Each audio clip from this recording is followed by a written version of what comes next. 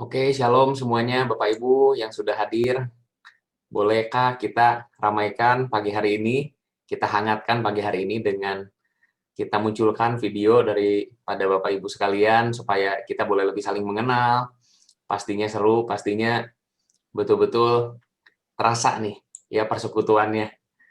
Oke, terima kasih buat yang sudah on videonya, yang mungkin berhalangan, tidak apa-apa juga. Standby saja, kita sudah siapin banyak sekali berkat nih pagi hari ini.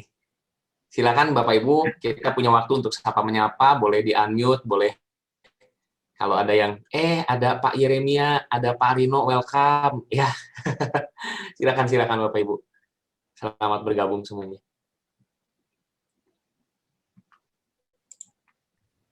Halo Pak Ulfrid, selamat bergabung. Makasih udah nyempatin waktunya untuk bisa datang yang pertemuan pertama ini. Masih mute Pak Ulfrid. Ya. Oh ya. Terima kasih Pak Johan, Bapak Ibu semuanya. Ya, makasih sudah diundang. Sukses untuk acaranya. Ya. Pak Ulfrid nanti jadi narasumber di pertemuan ketiga kita ya, tapi hari ini bisa bergabung. Ya, baik. Ya. Siap. Ya, Ya. saya ikut izin bergabung ya Pak Johan dan teman-teman. Ya. Pak Romi, ini kalau kita lihat di sini Pak yang hadir kan betul-betul dari seluruh Nusantara ya Pak ya. Boleh tahu nggak nih yang paling jauh dari hadir dari mana nih Pak? Jauhnya dari mana? Dari Bandung mungkin ya.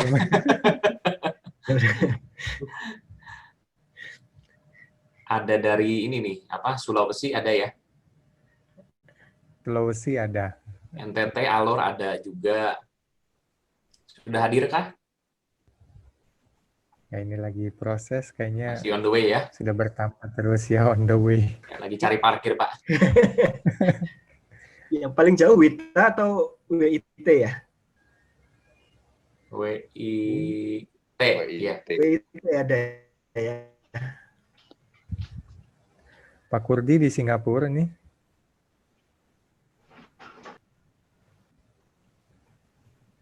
Masih di mute Pak Kurdi.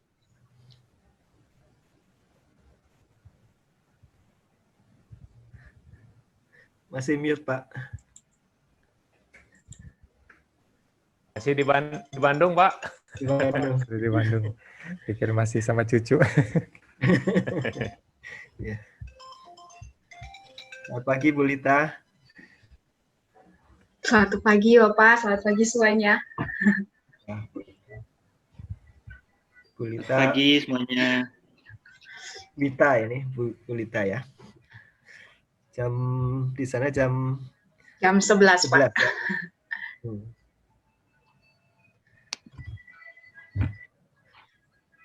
Kalau makan siangnya reda mundur nih yang Wita ya. Kalau di Indonesia Timur sekarang jam makan siang ya.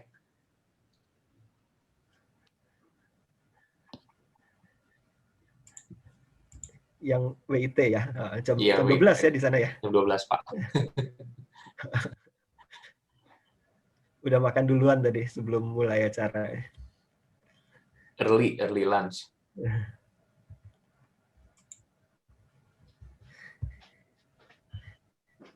Bapak Ibu kita tunggu 2 menit lagi ya sampai pesertanya di-admit masuk. Sudah 60 kita sekarang ini.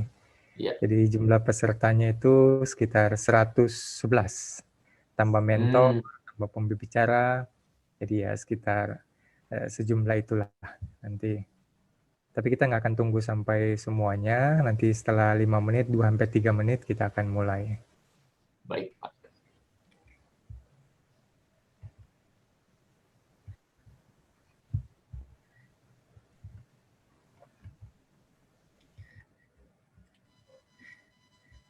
Pagi, selamat pagi, boleh di chat ya Bapak Ibu ya.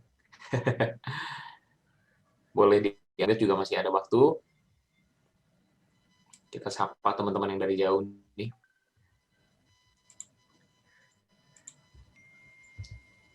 Kayaknya peserta nomor 6768 orangnya sama deh Pak. Oh iya, nanti tinggal di perbaiki, Pak. Thank you, Pak Japet. Sama-sama, Pak. Double di pendaftarannya ya, Pak ya. Iya. Baik.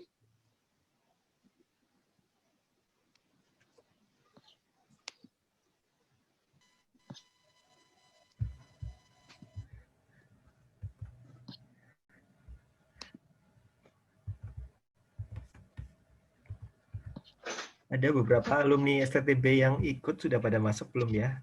Yogi udah masuk, Yog? Sudah masuk. Sudah hadir, Pak. 2829 juga orangnya sama, Pak. Nah, Iya, baik, Pak. Monica udah masuk. Emma Monica.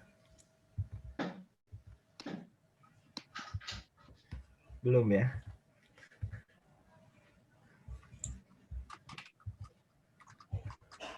Selamat pagi Bu Grace, selamat bergabung.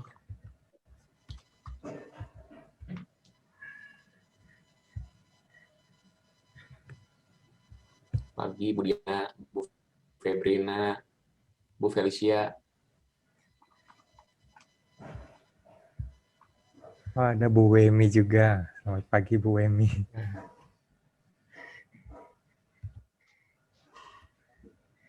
Pak Yeremia, Pak Tri, welcome. Bu Trivena, welcome. Bu Siska ya. Ini saya takut salah panggil Bapak atau Ibu nih. Jadi saya nggak sebut.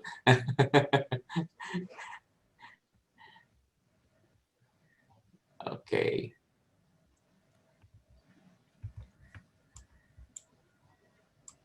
Jauh dari timur ada Bu Yanti dari Surabaya. Bu Yanti. Dari mana tuh Pak Sutrisna, Bu Yanti? Dari Perkantas, Jawa Timur. Jawa Timur. Oke. Yang dekat Welcome, Bu. dari Bandung ini, Bu Diana, selamat bergabung. Diana. Iya.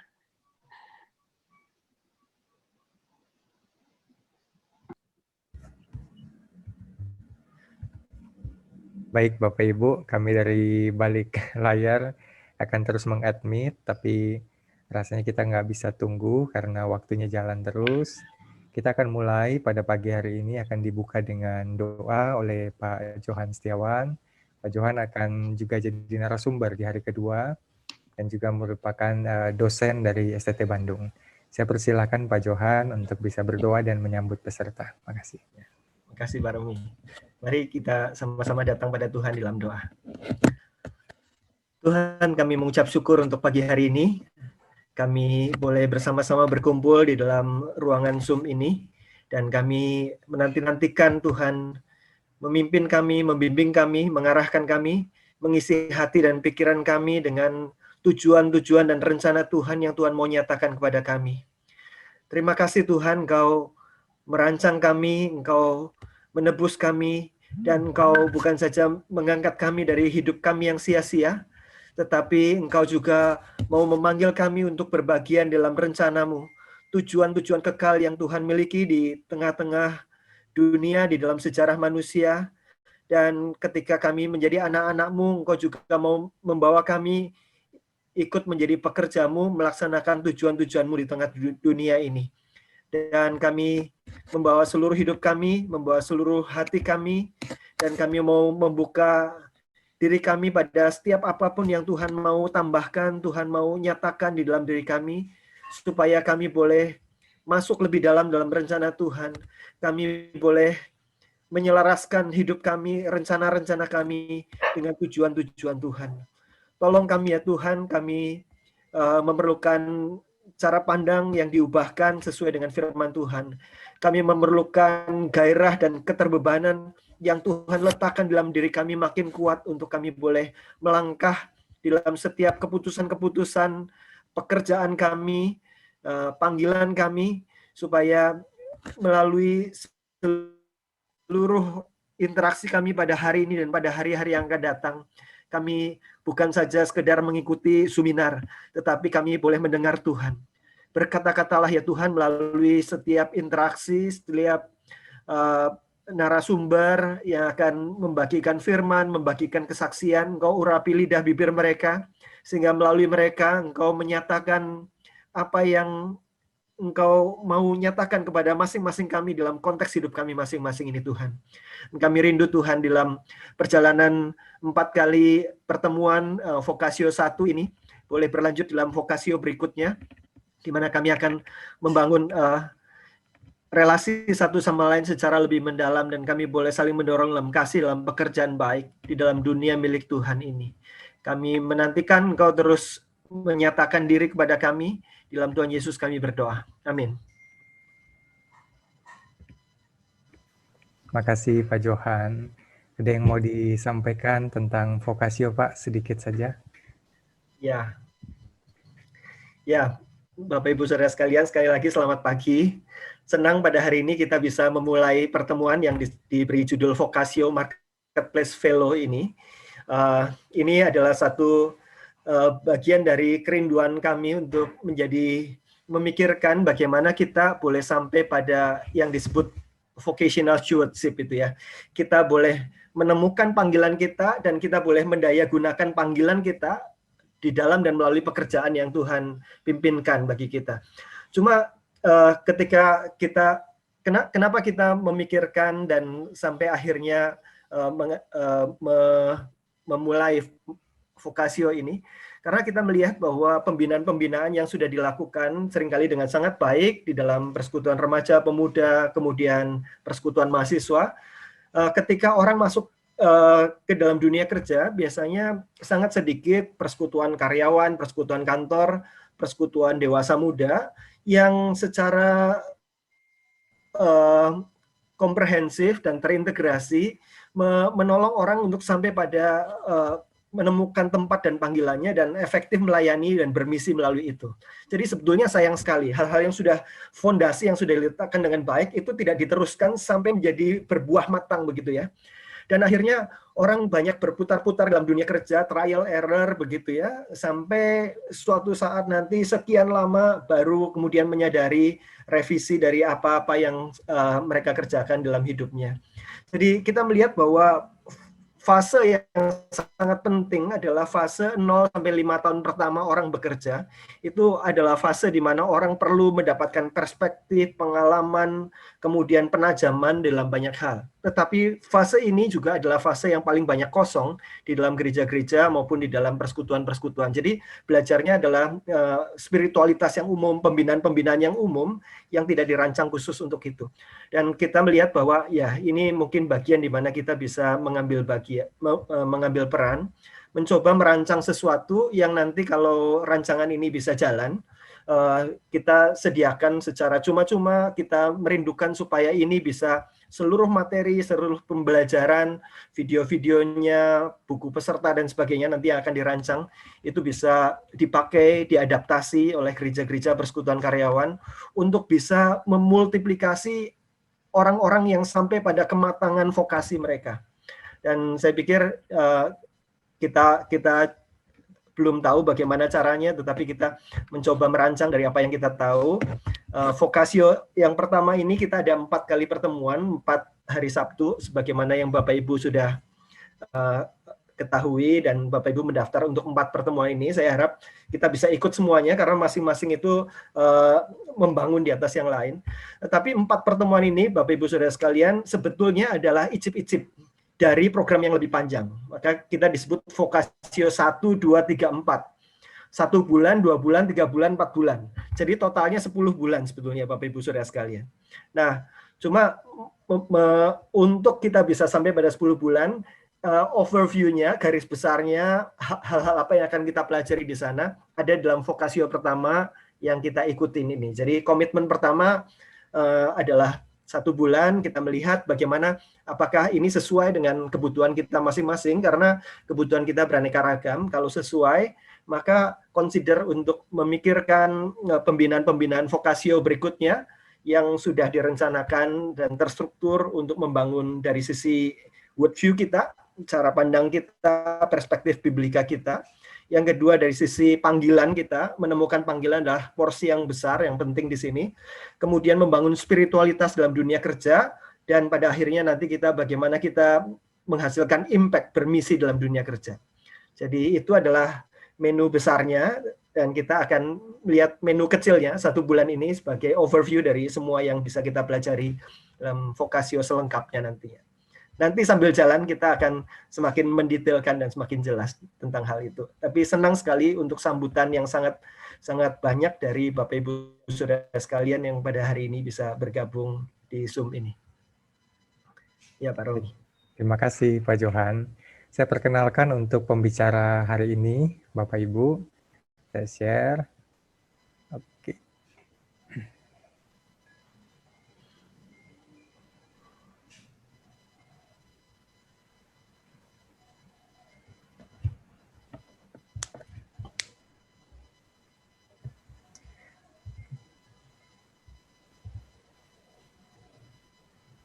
Baik, tampaknya agak sedikit macet.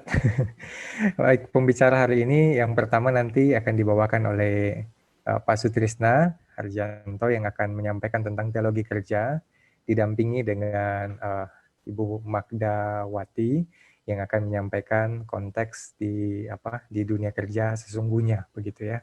Sehingga kedua pembicara ini akan saling melengkapi. Bu Magda adalah seorang notaris yang ada di Bantul, Yogyakarta.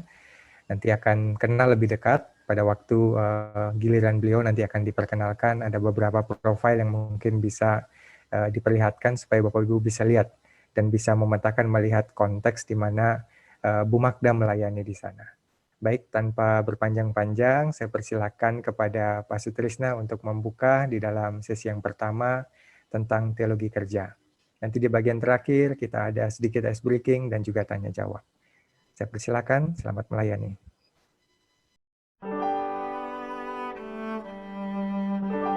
Shalom, kali ini kita akan membahas metanarasi Alkitab dalam kaitan dengan panggilan umat Allah.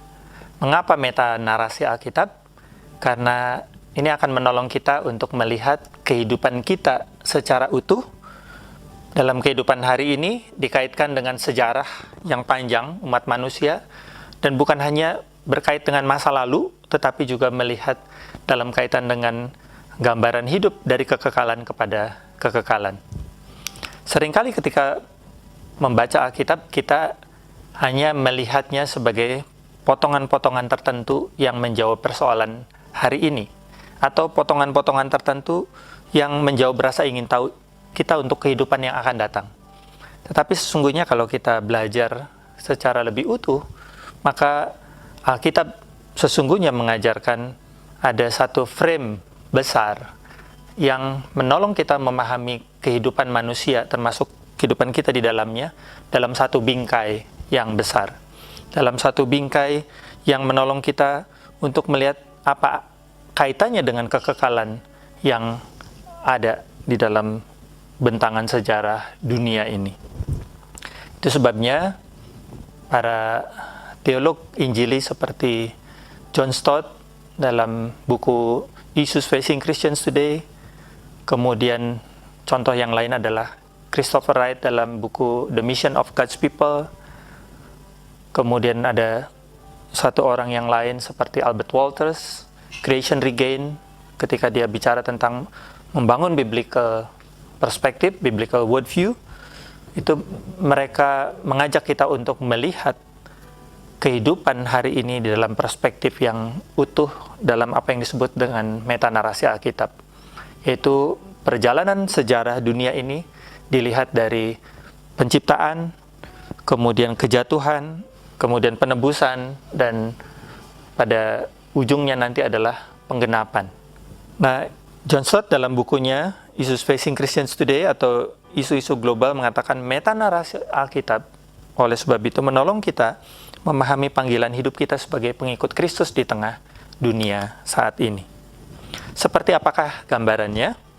Kita bisa melihat beberapa prinsip yang penting. Yang pertama, kita bisa melihat apa sih rancangan Allah yang semula.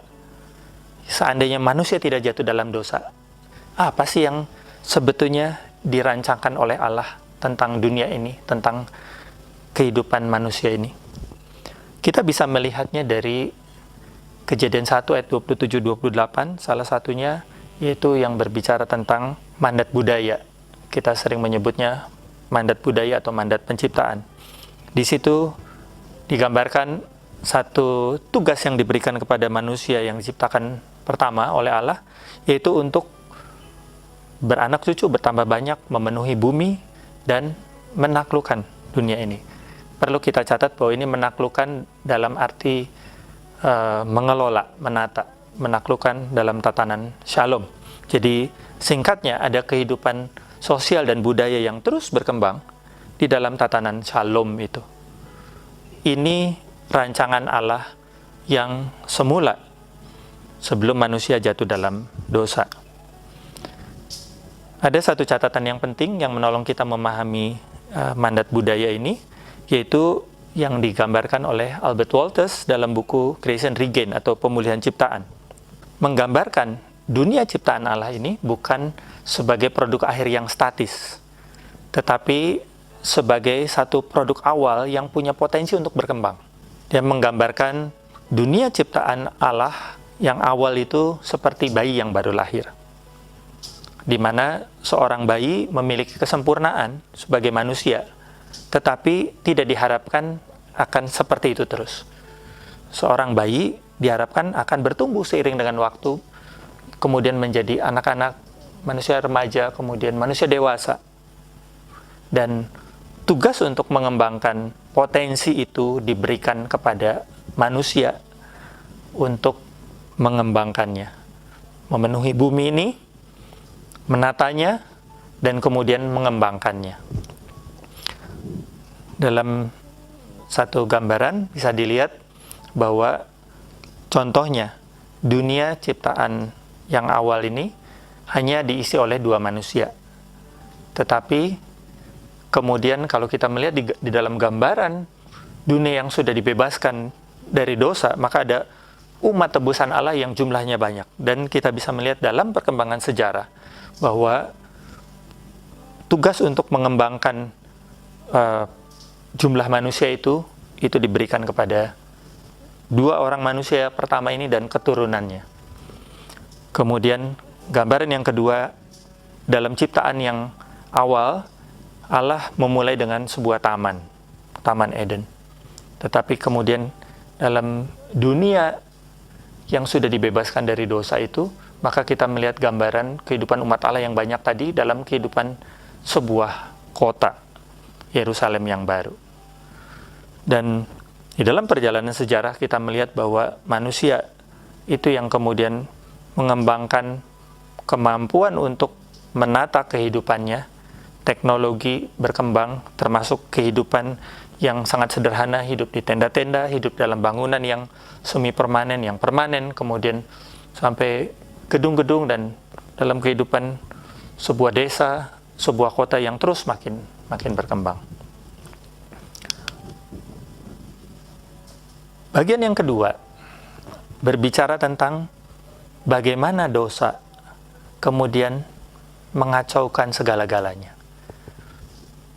Kebudayaan berkembang, kehidupan sosial berkembang, tetapi di sisi lain dosa merusak perkembangan itu. Dalam bukunya Albert Wolters menggambarkan bahwa dosa itu menjadi seperti parasit yang tumbuh di dalam diri anak yang sedang tumbuh ini. Jadi secara pertumbuhan anak ini tumbuh, tetapi ada parasit yang terus mengganggu, sehingga dia tidak tumbuh dengan normal. Ada kesakitan yang mewarnai, ada pertumbuhan yang tidak seperti yang seharusnya, ada gangguan yang terus-menerus yang terjadi. Jadi kebudayaan berkembang, kehidupan sosial berkembang, tetapi berkembang sekaligus juga diwarnai dengan banyak penyimpangan. Yang ketiga, penebusan Kristus. Nah, kita diajak untuk melihat di dalam gambaran besar ini bahwa penebusan Kristus itu bukan hanya berkaitan dengan pilar yang kedua, yaitu pilar kejatuhan.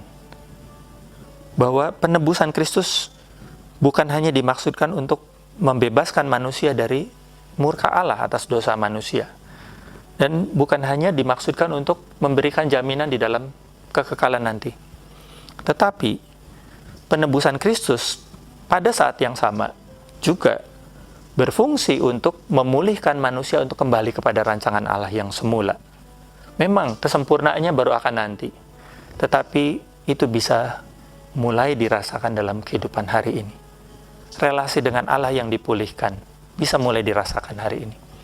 Relasi dengan sesama yang dipulihkan bisa mulai dirasakan hari ini. Perspektif yang berbeda di dalam memperlakukan lingkungan sekitar itu juga bisa dimulai dalam kehidupan hari ini.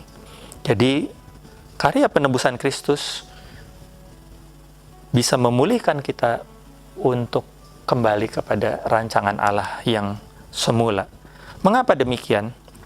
Karena kalau kita menghayati bahwa dosa itu merusak seluruh aspek hidup manusia, maka kita juga harus bisa melihat kesaksian Alkitab bahwa karya penebusan Kristus itu sanggup memulihkan segala sesuatu.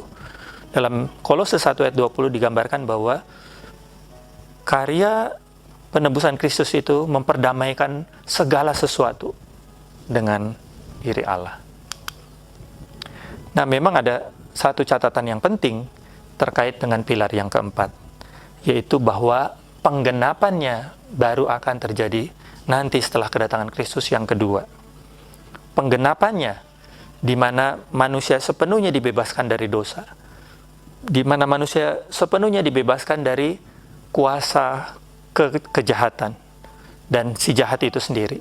Itu baru akan terjadi di dalam kekekalan nanti setelah kedatangan Kristus yang kedua kali. Nah, kita hidup di dalam masa di antara kedatangan Kristus yang pertama, kuasa Allah sudah mulai dinyatakan menghancurkan dosa, tetapi kita juga hidup di antara masa yang pertama itu dengan kedatangan Kristus yang kedua, ketika segala sesuatunya betul-betul dipulihkan dan dosa betul-betul dilenyapkan dari kehidupan manusia, dari kehidupan umat tebusan Allah. Kita hidup di dalam masa yang disebut antara the already and the not yet. Nah, apakah panggilan hidup kita? Kalau begitu pertanyaannya, di dalam masa ini, kita yang hidup di masa ini, apa yang harus kita kerjakan? Melihat perspektif kerangka metanarasi Alkitab ini, dan melihat kesaksian Alkitab, di dalam berbagai bagian Alkitab, kita diajak untuk melihat bahwa kita dipanggil bukan hanya untuk mengalami kehidupan yang dipulihkan, cicipan kehidupan yang dipulihkan itu, tetapi kita juga dipanggil untuk menghadirkan cicipan kehidupan yang dipulihkan itu melalui segala sesuatu yang bisa kita lakukan sebagai individu, sebagai bagian dari sebuah keluarga, sebagai bagian dari sebuah komunitas, termasuk melalui pekerjaan kita, melalui karya kita. Kenapa demikian? Karena mengingat bahwa boleh dikatakan sebagian besar manusia akan menghabiskan sebagian besar waktunya selain di rumah adalah di tempat pekerjaannya. Dan tidak heran, maka untuk menghadirkan kuasa Injil, karya Injil, berita Injil yang utuh itu memang dibutuhkan partisipasi seluruh umat Allah untuk menghadirkannya secara nyata di dalam seluruh aspek kehidupan manusia. Demikian apa yang bisa kita pelajari tentang metanarasi Alkitab dalam kaitan dengan panggilan umat Allah di tengah dunia.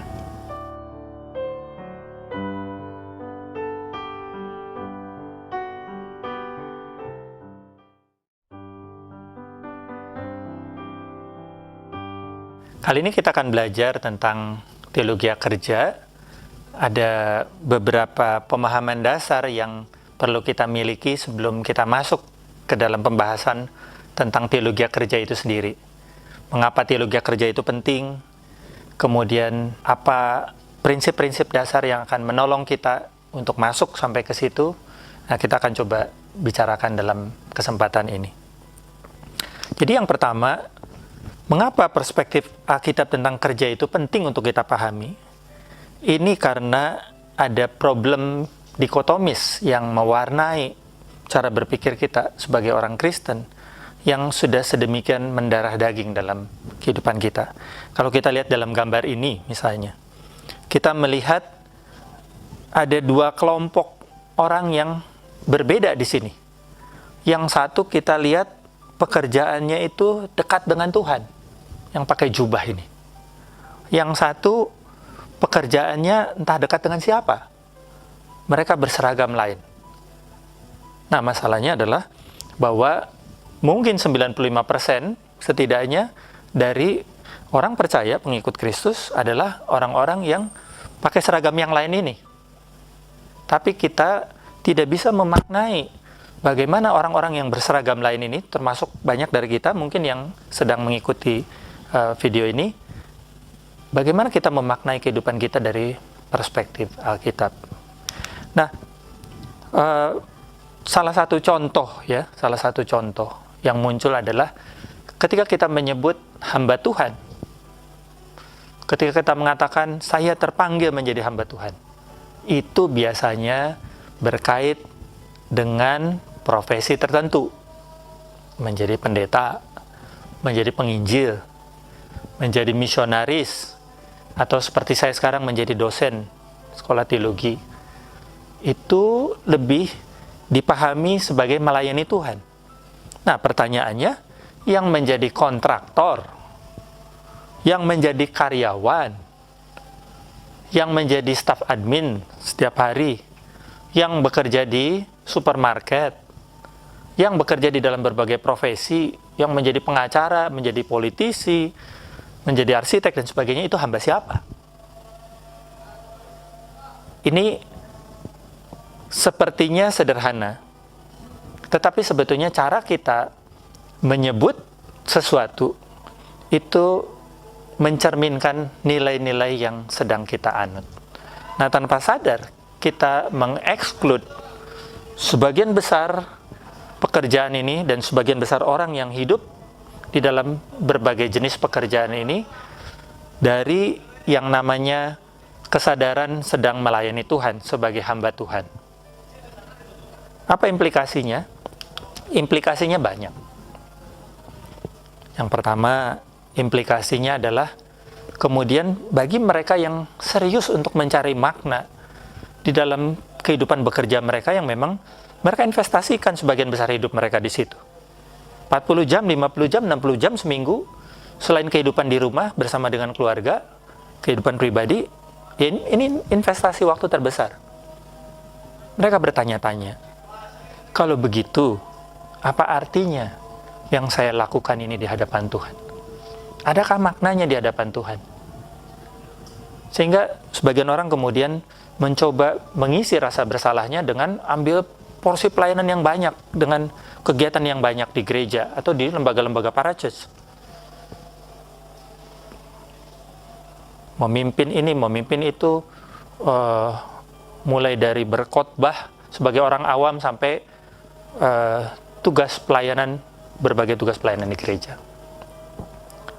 Implikasi lain adalah kemudian banyak orang yang berpikir bahwa kalau di gereja, kalau di kegiatan-kegiatan retret, kalau di kegiatan-kegiatan pelayanan gerejawi, itu Tuhan hadir.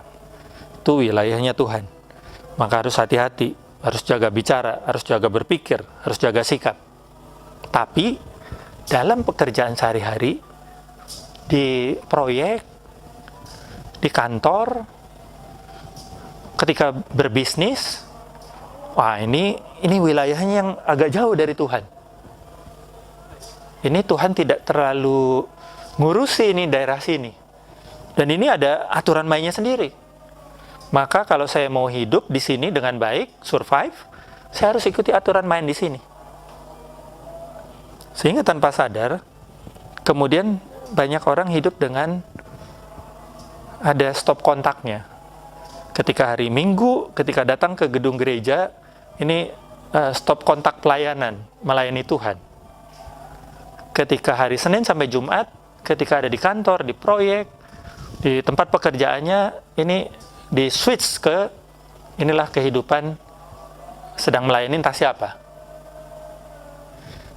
Ada satu kehidupan yang terpisah antara kehidupan di gereja kehidupan pribadi, mungkin spiritualitas pribadi dengan kehidupan di dunia pekerjaan.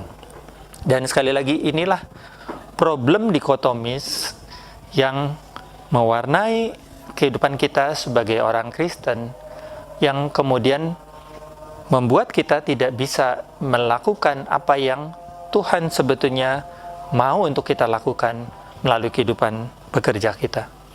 Dan di dalam rancangan Allah yang sesungguhnya, kehidupan bekerja adalah bagian yang integral dari kehidupan kita sebagai manusia, secara individu maupun sebagai komunal, sebagai komunitas.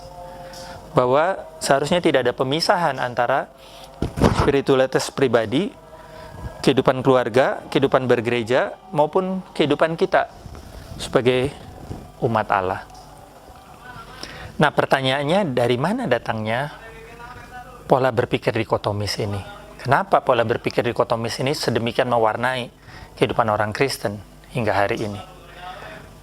Kalau kita melihat perkembangan sejarah gereja, maka kita akan mendapati bahwa pola pikir dikotomis ini berkembang dalam jangka waktu yang cukup panjang, 1000 tahun. Itu selama masa abad pertengahan, dari abad ke-5 sampai dengan abad ke-15.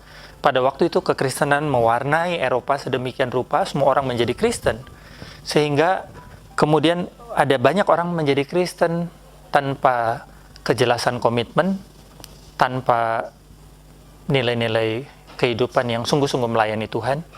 Maka mereka yang ingin untuk melayani Tuhan, sungguh-sungguh kemudian mereka memutuskan menjadi biarawan, menjadi biarawati, menjadi pendeta, untuk melayani di gereja dengan aspek-aspek penyangkalan diri yang jelas. Nah, pemahaman ini kemudian dikoreksi oleh Martin Luther dan para reformator yang lain. Luther menegaskan bahwa semua jenis pekerjaan, menjadi petani, menjadi pedagang, menjadi ahli hukum, menjadi wali kota, dan sebagainya, itu adalah bentuk-bentuk panggilan Tuhan. Jadi panggilan Tuhan bukan hanya untuk mereka yang menjadi biarawan, biarawati, atau menjadi pendeta. Tetapi panggilan Tuhan berlaku untuk mereka di dalam berbagai bidang pekerjaan. Calvin tidak banyak bicara tentang ini, tetapi menarik sekali bahwa di dalam tradisi reform, konsep teologi kerja yang holistik ini yang kemudian banyak berkembang. Salah satunya yang terkenal adalah tradisi Puritan. Orang-orang yang mengikut Tuhan di dalam komitmen mereka untuk menjalani kehidupan sehari-hari di dalam landasan firman Tuhan. Cara berpikir dikotomis ini juga tampak di dalam tulisan-tulisan tentang bekerja. Dalam satu buku, Theology of Work, Darrell Cosden menggambarkan bahwa tulisan-tulisan tentang teologi kerja itu bisa dibagi ke dalam 3 bagian. Bagian yang pertama, yang paling dominan ada di dalam literatur-literatur terkait teologi, adalah refleksi teologis itu muncul sebagai bagian yang sangat minor. Di dalam tulisan tentang doktrin Allah, doktrin manusia dan dosa, doktrin keselamatan, Roh Kudus, eskatologi, dan sebagainya, kadang-kadang ada bagian kecil yang terkait dengan kehidupan kerja manusia, tapi sangat minor. Dan itu yang masih dominan mewarnai tulisan-tulisan teologis. Kemudian bentuk tulisan yang kedua adalah refleksi teologis yang muncul ketika sedang merespon masalah-masalah etika yang terkait dengan pekerjaan. Jadi misalnya ketika ada problem pengangguran, bagaimana kemudian merespon problem pengangguran ini dalam kaitan dengan apa sih refleksi teologis tentang bekerja yang dikatakan Alkitab. Ketika merespon soal diskriminasi di tempat kerja, soal perusakan alam karena usaha manusia, karena pekerjaan manusia, maka dilakukanlah penggalian Alkitab, refleksi teologis tentang kehidupan bekerja.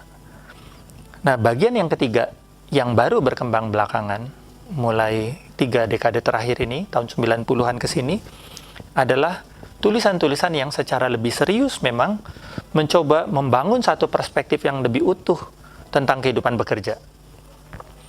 Mulai coba melihat apa sih sebetulnya hakikat bekerja. apa sih sebetulnya tujuan bekerja? Bagaimana ini berkaitan dengan kehidupan kita secara utuh sebagai orang yang percaya mengikut Tuhan? Apa sih kaitan antara pekerjaan kita dengan misi Allah di tengah dunia ini? Inilah bentuk yang ketiga yang baru muncul belakangan. Kalau kita lihat di dalam literatur yang muncul dari tahun 90-an hingga saat ini, maka muncul pendekatan, ada yang mendekati dari sistematik teologi, dari doktrin penciptaan, manusia sebagai gambar Allah, atau ada yang mendekati dari perspektif Roh Kudus, atau ada yang mendekati dari perspektif eskatologis. Nah, bentuk yang kedua adalah yang mendekati dari pendekatan biblical teologi, melihat bekerja seperti yang muncul di dalam gambaran Alkitab mulai dari Kejadian sampai dengan Wahyu. Ini muncul di dalam beberapa tulisan yang ada. Kemudian yang ketiga adalah mereka yang mendekati teologi kerja dari perspektif denominasi atau aliran gereja masing-masing. Ada satu seri yang keluar yang mencoba membahas teologi kerja dari perspektif Wesleyan, ada perspektif Pentakosta, ada perspektif Baptis, kemudian ada perspektif Reform.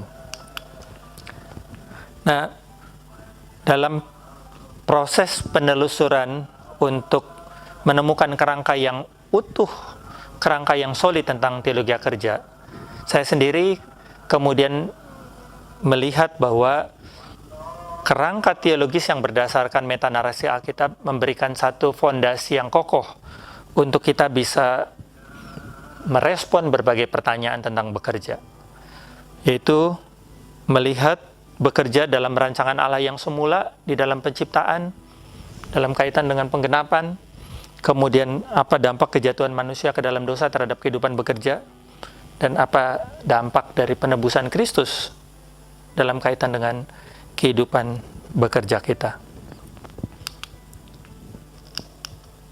Ini beberapa literatur yang bisa menolong kita, beberapa literatur kunci yang bisa menolong kita untuk melihat bekerja, baik sebagai prinsip-prinsip dasar, maupun dalam kaitan dengan misi Allah, dan dalam kaitan dengan bagaimana membentuk umat Allah untuk siap menjalani kehidupan bekerja dengan pola pikir yang lebih utuh, yang tidak dikotomis. Demikian sebagai pengantar tentang mengapa teologi kerja itu penting dan apa yang akan menjadi landasan untuk pembahasan yang lebih lanjut tentang teologi kerja.